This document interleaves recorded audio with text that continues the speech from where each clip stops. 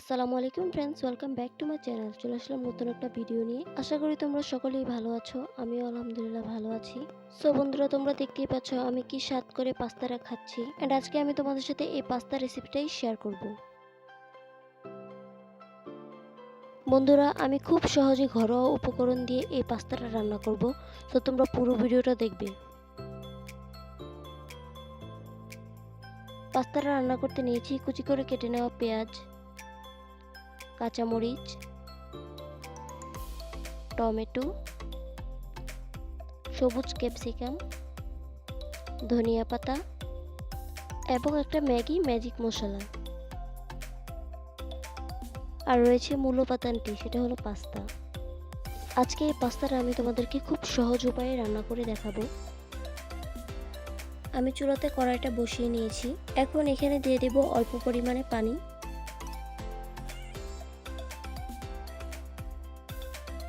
পানিটা পুরোপুরি বলক চলে আসলে দিয়ে দিলাম লবণ, সাথে দিয়ে দিলাম অল্প একটু তেল।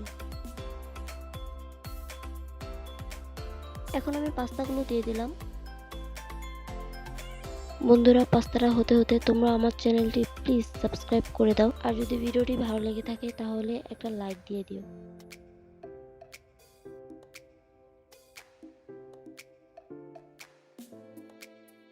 পাস্তাগুলো সিদ্ধ হয়ে গিয়েছে। এখন আমি এগুলোকে চালুনি নিয়ে পানিটা ঝরিয়ে নিব। এ পর্যায়ে আমি একটা গরম কড়াইতে কিছুটা তেল ঢেলে নিচ্ছি। তেল গরম হয়ে আসলে পেঁয়াজ কুচিগুলো দিয়ে দিলাম।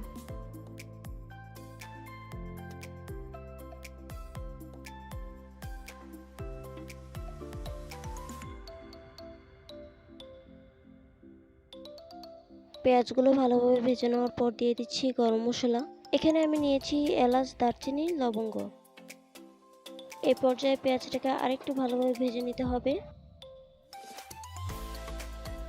এখানে দিয়ে দিচ্ছি মুরগির ডিম। আমি এখানে দুটো মুরগির ডিম দিয়েছি। আপনারা আপনাদের স্বাদ মতো এখানে ডিম অ্যাড করতে পারেন।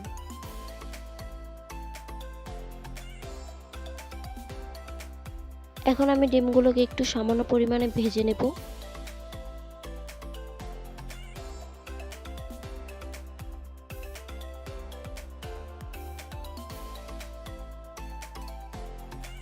ডিমগুলো সামান্য পরিমাণে ভাজা হয়ে গেলে দিয়ে দিচ্ছি কেটে নেওয়া কাঁচামরিচগুলো।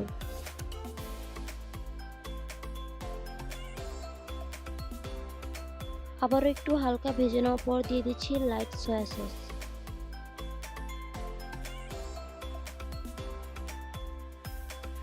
এ পর্যায়ে আমি দিয়ে দিলাম ম্যাজিক মশলাটা।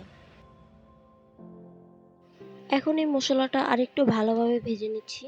আর এ পর্যায়ে দিয়ে দিলাম ক্যাপসিকাম ও টমেটো কুচিগুলো।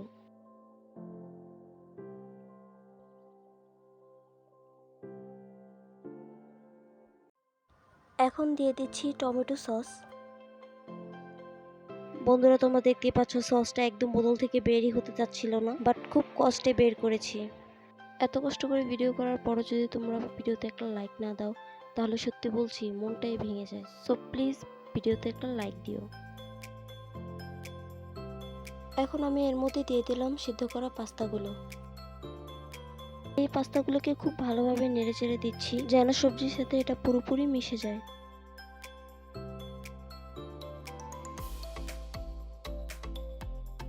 আমার কাছে লবণটা একটু কম মনে হয়েছে, তাই আমি আবার একটু লবণ দিয়ে দিলাম। আপনারা আপনাদের স্বাদ মতো লবণ দিয়ে দিবেন।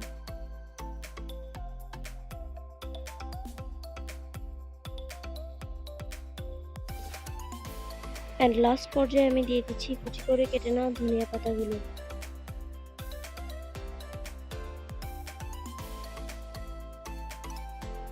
এন্ড বন্ধুরা, ফাইনালি আমার রান্নাটা প্রায় শেষ হয়ে গিয়েছে। তো বন্ধুরা, তোমরা তো দেখতেই পেলে কত সহজ ও অল্প সময়ের মধ্যে আমি পাস্তাটা রান্না করে ফেললাম। বন্ধুরা, আমি পাস্তা খেতে খুবই পছন্দ করি আর আমার সবচেয়ে ফেভারিট খাবারের মধ্যে এটি একটি অন্যতম খাবার। তো বন্ধুরা, আমার এই ভিডিওটি যদি তোমাদের কাছে ভালো লেগে থাকে তাহলে ভিডিওতে একটা লাইক দিও। আর প্লিজ প্লিজ প্লিজ আমার চ্যানেলটি তোমরা সাবস্ক্রাইব করো। আবারও দেখা হবে নতুন একটি ভিডিও নিয়ে। সকলে ভালো থেকো, সুস্থ থেকো। আল্লাহ হাফেজ।